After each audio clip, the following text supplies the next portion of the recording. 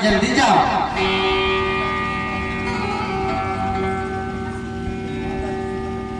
माता जी, आपने सुना नहीं?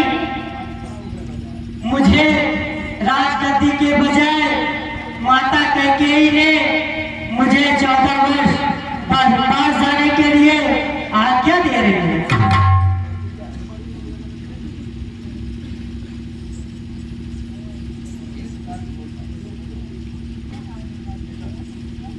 बेटा सुनो, कहिए माता।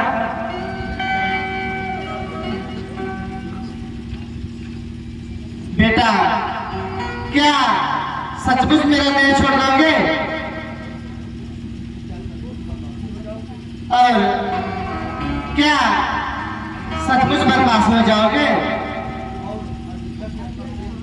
और अयोध्या से अपना प्रेम तोड़ दोगे?